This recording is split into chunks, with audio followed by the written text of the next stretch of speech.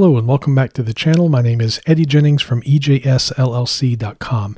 This video is another in my practice session series for the Red Hat Certified Specialist in Linux Diagnostics and Troubleshooting exam EX342. Before I dive in, I want to thank returning subscribers for watching another video, as well as invite anyone who's watching, if you haven't subscribed yet, to click the subscribe button. These videos are my practice sessions for the exam. My exam's just under 2 weeks away, so I'm going through all of the posted objectives from Red Hat and am trying to either explain the concept behind the objectives or do some examples of whatever the objective says as a way of doing a final self-assessment. So at the end of the video, I'll rate how confident I feel with the objective, and hopefully I'll feel confident at this point, but if not, I still have about a week and a half of time left to do some final brushing up and filling in some knowledge gaps. Obviously at this point I can't learn everything for the exam, so hence why these are my final reviews. So that being said, these should not be used as tutorials, nor should they be considered as authoritative information. I am learning just as you are, and I do try to have the information accurate because, again, at this point, I hope I haven't learned something wrong. But understand I'm still learning, so do not use these as tutorials or authoritative information, as I might get some stuff wrong. So continuing in the diagnose and troubleshoot system startup issues, we're going to look at identify hardware and hardware problems. So again, you have to think, or in my opinion, you have to think kind of pragmatically, what's likely to be tested on the exam. Since, it is highly unlikely that I will go into my testing center and have a physical RHEL device in front of me that has peripherals or like spinning disks and all that kind of good stuff, and something will be broken in that. I think it's highly unlikely that we will necessarily be fixing actual hardware issues during the exam. Now, I may be completely wrong when I come in for my EX342 exam. There may be a Dell rack server waiting for me that's running RHEL 8 and waiting for me to do something to it.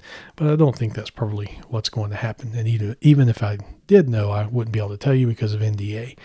So I think for practicing this objective, you need to be aware of some ways of getting information about hardware. I could definitely see something that's like, list the, attached USB devices for, insert server here, that kind of thing.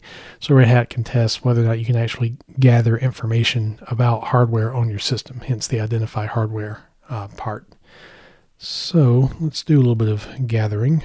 I'm going to close this terminal session and start me a new one. And for this, we'll pick on lab server 4. I don't think I've picked on my 4th server yet. Will help if I actually SSH into it, and we'll go ahead and become root. So a couple ways of getting some hardware information. Some of these are my favorites that I use often. One is LSUSB, and this is going to give us some information about what's actually attached on the USB bus. Now, of course, this is a virtual machine that I have, so there's not going to be much here. If I were to LSUSB my laptop, I'd see not a huge amount of things, but more things than I'm seeing here. Another that's useful is LSPCI. This shows you everything attached to the PCI bus, and so there's far more stuff because, of course, this is a virtual machine, so it's QEMU, virtualizing hardware and all that kind of stuff. We see the type of processor that I have, the fact that there is a USB controller, and all this is the VirtIO and QEMU stuff.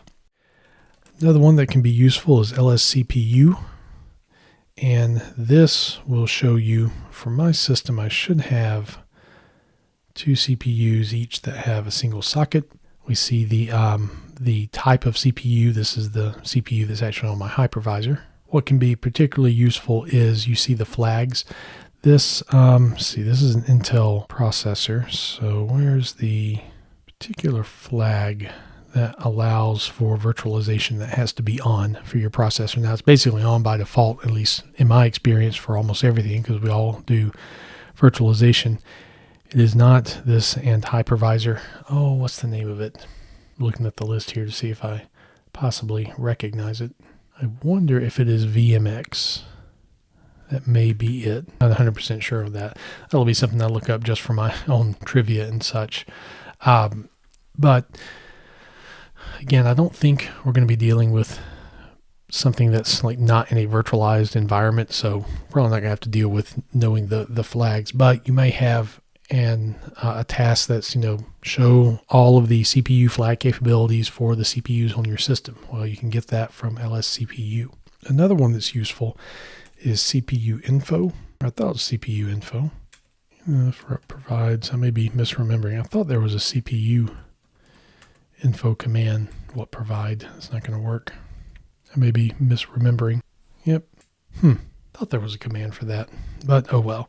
Others that can be useful, the DMI decode command.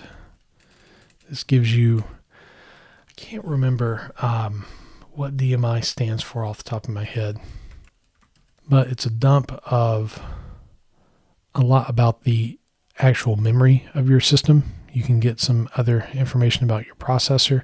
I've used it for memory primarily. And again, this being a virtualized system, I'm not going to have RAM actually failing on this, but on an actual physical system, you can get some good information about your RAM, the actual size of the DIMM modules themselves. You can get the speed. Sometimes I think you can see voltage, and sometimes I think you can also see the maximum amount that is supported by your motherboard. Not 100% sure on that.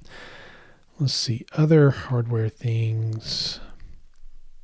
The ones that I have found myself using most of all is LSCPU, LSCPU, LSPCI, and LSUSB. You can also do, I think LS SCSI is one as well. Yeah, and I have one technically SCSI device on this, which is the CD-ROM.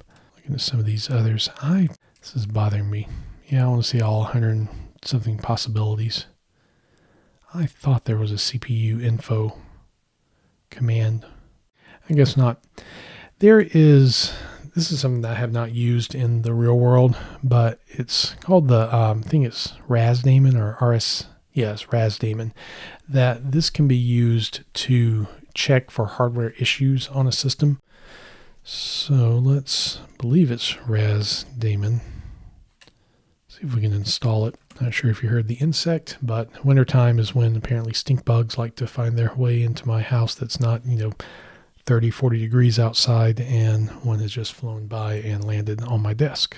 Harmless little creatures, but I have a little grabbing device that I'll get them and toss them outside rather than exact death upon them. All right, so RASDaemon is up. Take a look at the man page real quick. This is not a tool I use often. It stands for reliability, availability, and serviceability, and it gives information basically about your hardware. I think there is a config file in Etsy for it. RAS directory, or I thought there was a config file. Anyway, let's enable it. And let's see if I can remember how to actually get some information out of this. RAS, that didn't do much. RAS MCCTL. And this on the exam, if you, let's say you're like me and you have something that deals with RASDaemon and you're drawing a blank on what you can do, -- help helps a great bit. So let's do RAS MCCTL status. Yeah, drivers are loaded. I expect that to tell me, hey, there's no errors. Might be because I just ran the RASDaemon command. Let's try this. There's my no errors. So, unsurprisingly, I'm not having any hardware issues on my VM. So I think I might try to look a little bit more about RASDaemon for just general usefulness of it, but I don't think it's, my gut feeling tells me this particular objective is going to be more about demonstrating that you can get some hardware information from your system rather than using RASDaemon. I may be wrong, but we will see. However, in the real world, those the ls, us, whatever commands, PCI and CPU and all that, you'll use that a good bit for identifying your hardware. There's one thing I did forget to mention, in addition to just what you can dig into Journal D, but the dmesg command, or dmesg, if I can spell clear correctly, dmsg.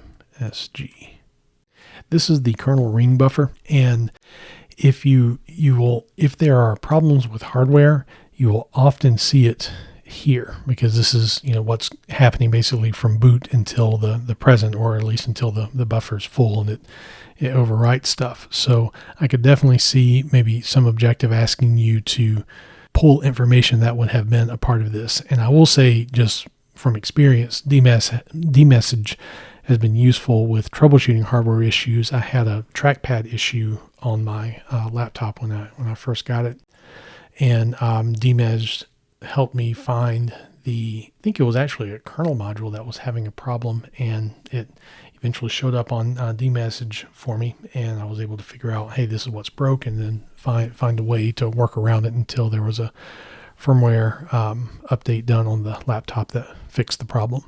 So I think for this particular objective, I should be able to gather hardware information fairly well for the exam. So I'm going to consider this a pass. I'll look at RASDaemon a little bit more to kind of get my head wrapped around it, but I think I'll probably be okay with this particular objective. So if you found the video useful, make sure you do click like. And again, I want to thank returning subscribers for watching another video, and invite anyone who has not subscribed to click the subscribe button and ring the bell when you do, so you know when new content is posted. Thank you for taking the time to watch, and I'll see you the next time.